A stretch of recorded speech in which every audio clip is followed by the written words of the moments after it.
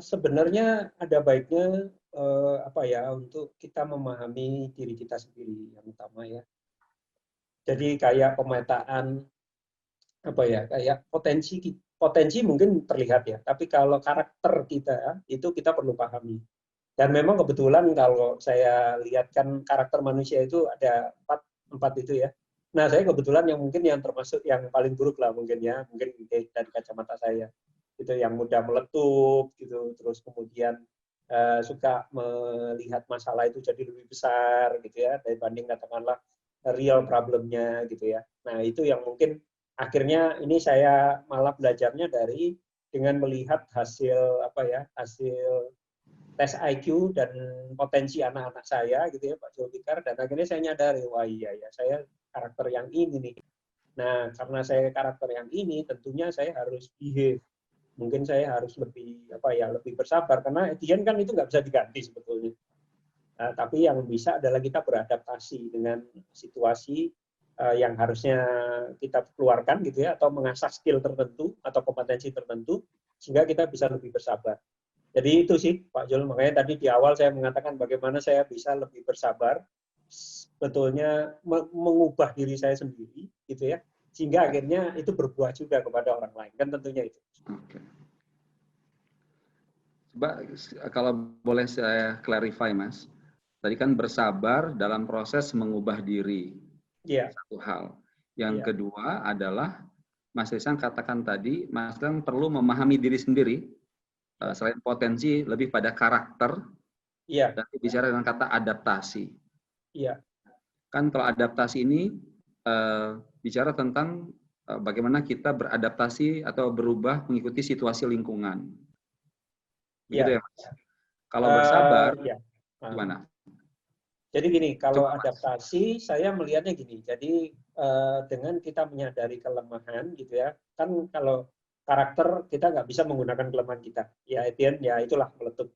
Mungkin sampai di titik tertentu saya harus berlatih untuk katakanlah, saya sudah di titik limit nih, gitu ya. Threshold-nya udah nyampe nih untuk saya mau meletup gitu ya. Nah ini harusnya saya langsung ada alert atau saya mengubah sikap atau apa. Ini yang mungkin harus saya lakukan setiap saat gitu ya Pak Zulfikar. Ini yang mungkin harus saya dorong lebih jauh. Kemudian untuk beradaptasi itu artinya sebetulnya apa sih yang prioritas buat atasan? Itu harusnya saya harus lebih bisa memahami dan mencoba mengelaborasikan lebih dan mencoba mengkonfirm gitu ya. Nah itu kesalahan saya kemarin saya ignore karena mungkin karena saya terlalu sibuk gitu ya, alasan saya nih gitu ya. Waktu itu kan saya di BSD cukup jauh dari rumah, akhirnya saya ini enggak, it's not my priority gitu ya bahasanya gitu. Apa yang dia minta karena ini sifatnya internal. Nah, saya mengerjakan yang sifatnya truly bisnis. Saya bagaimana get money more untuk this company. Itu yang saya fokuskan. Tapi Etienne kan dia atasan saya.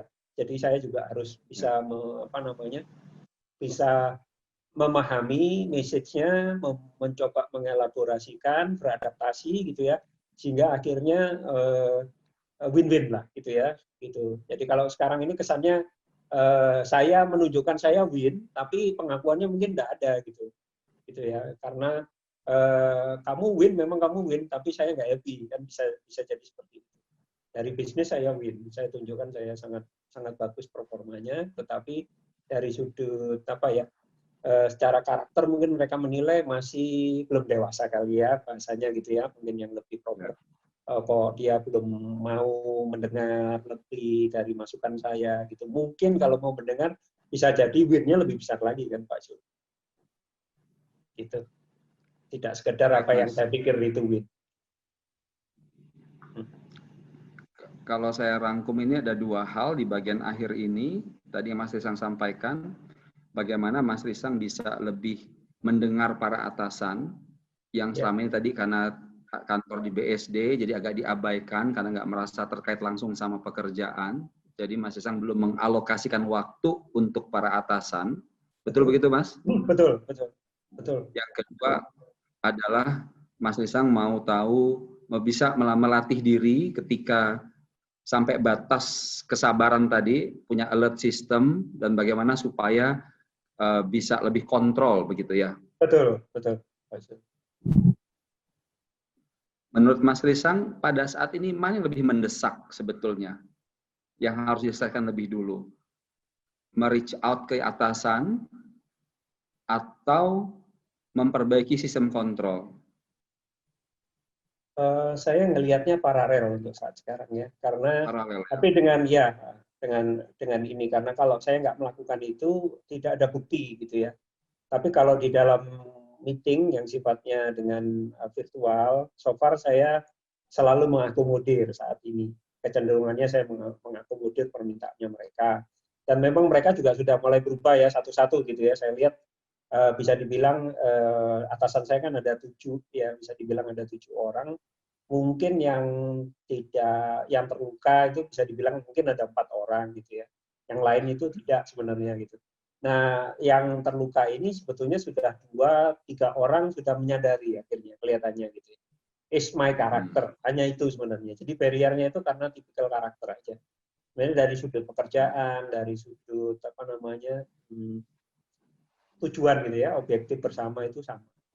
Nah, itu yang saya bilang mungkin harus keduanya, Pak Sul. Jadi kalau atasan saya nggak kontak saya, sebetulnya saya harus kontak dia.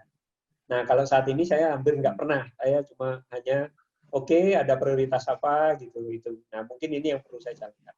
Kalau untuk kontrol diri, karena mungkin sudah virtual, itu tidak terlalu signifikan ya, kali ya. Secara emosi, mungkin so far saya nggak pernah emosi ke atas, malah kalau dengan virtual ini, kalau ke bawah sesekali mungkin malah keluar gitu ya, dua kali mungkin saya keluar, karena memang menjelaskan sesuatu dengan virtual kan tidak sama dengan kalau kita face to face. Nah, ini yang kadang-kadang mungkin lebih meledak. Nah, untungnya itu sudah tidak lagi. Saya lihat dalam setahun ini sejak saya pindah di head office, belum setahun ya, mungkin 8 bulan ini gitu ya. Makanya saya harus melakukan yang kedua ini yang utama gitu. Yang ini tetap saya maintain. Jadi saya mesti reach out mereka. Baik. Ya. Ya Mas, tadi karena kan target dari diskusi ini adalah Mas Esa ingin tahu bagaimana mereprimen, memperbaiki situasi hubungan dengan atasan-atasan terutama yang sudah terluka. Ya. Dan di titik ini datang pada dua kelompok besar permasalahan. Yang pertama adalah bagaimana Mas Isang mau melakukan proses reaching out tadi kepada mereka.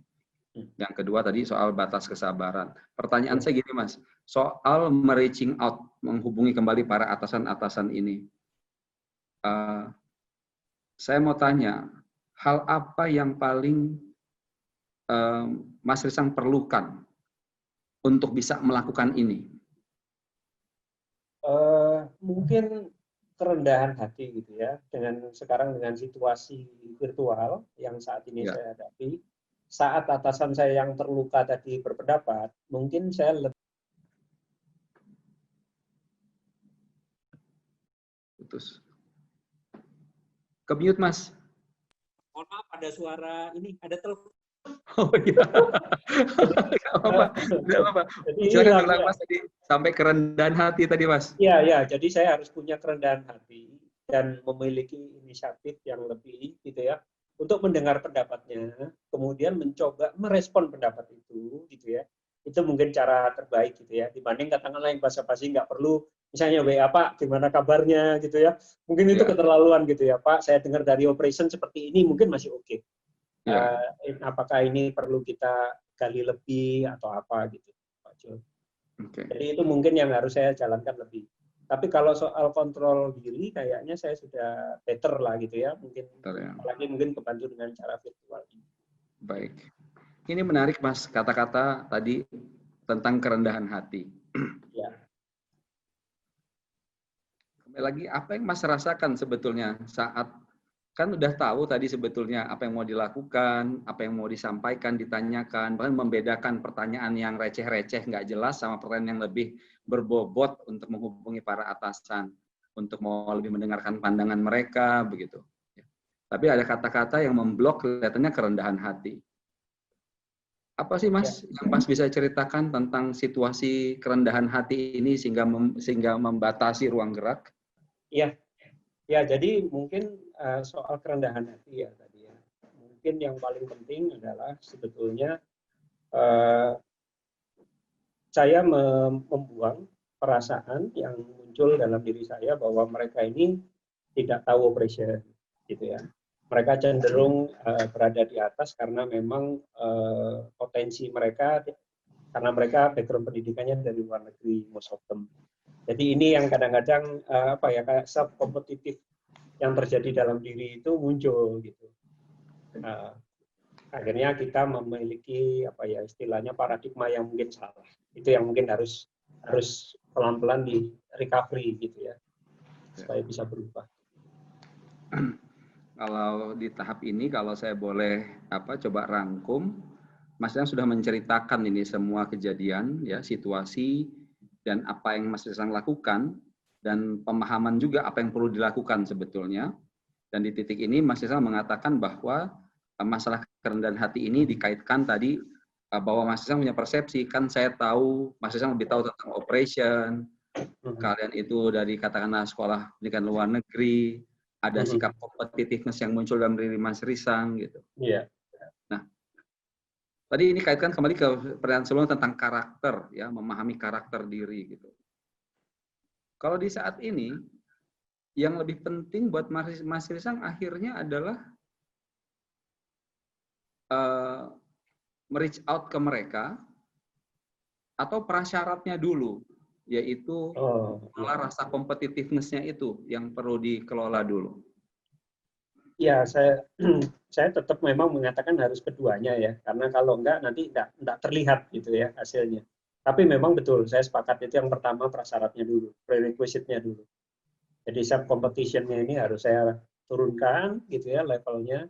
Tapi ya itu tadi harus dipraktekkan saya melihatnya. Ya kan, nggak mungkin hanya sekedar saya nggak merespon di dalam komunikasi, mereka throwing idea saya biarkan, harusnya mereka throwing idea saya respon, kemudian kita coba elaborasi lebih.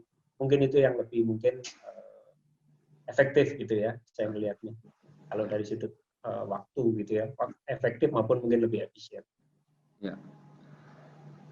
Mas Risang, tanpa terasa kita sudah mau 1 jam. Ya. Sesinya sudah mau 1 jam. Ya. Kalau per titik ini sebelum kita masuk ke 2 tahap terakhir dari sesi coaching ini, per saat ini apa yang Mas Risang dapatkan secara nyata dari sesi ini? Apa yang bisa Mas Risang? Maaf, ada telepon masuk. Ya, enggak apa-apa. Apa yang bisa Mas Risang sampaikan, yang Mas Risang dapatkan dari sesi selama lebih kurang 50 menit ini? Ya, jadi artinya saya bisa menstrukturkan hal-hal apa yang harus saya lakukan, gitu ya, dan juga memahami, mendudukkan di mana sebetulnya duduk permasalahannya, dan kira-kira root cause-nya di mana, dan juga akhirnya tahu apa yang mesti dijalani, gitu ya. Jadi sudah tahu di mana root cause-nya, kemudian tahu prioritas action-nya. Kemudian juga akhirnya harusnya sekarang saya tinggal membuat action plan yang lebih clear gitu ya, atau mungkin caranya nanti saya tulis di di screen running saya di laptop atau apa gitu ya, sehingga nanti waktu di dalam meeting saya fokus on that gitu ya, sehingga akhirnya hasilnya segera bisa didapatkan gitu. Yang pasti terima kasih atas kesempatannya ini Pak Julfikar, karena sebenarnya coaching itu kan yang saya pahami juga kita sebenarnya kayak dibantu untuk menemukan permasalahan dan dibantu juga untuk menemukan action yang harus diselesaikan, karena at the end yang tahu masalah itu adalah yang di coach kan gitu, yang di coach gitu, bukan coachnya kan gitu ya. Itu betul. Jadi jadi selama sesi 50 menit saya pikir itu, dan mungkin ini yang harus saya biasakan untuk dijalankan untuk saat ini.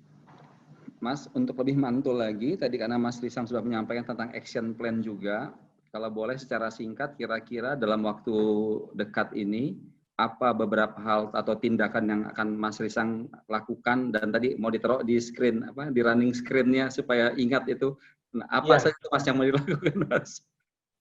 Iya. Mungkin yang paling sederhana mungkin behave elaborate more, gitu aja mungkin cukup bagi saya. Itu mengingatkan saya behave, kemudian elaborate more. Jadi kalau begitu elaborate more, itu saya tahu fokusnya ke atasan saya.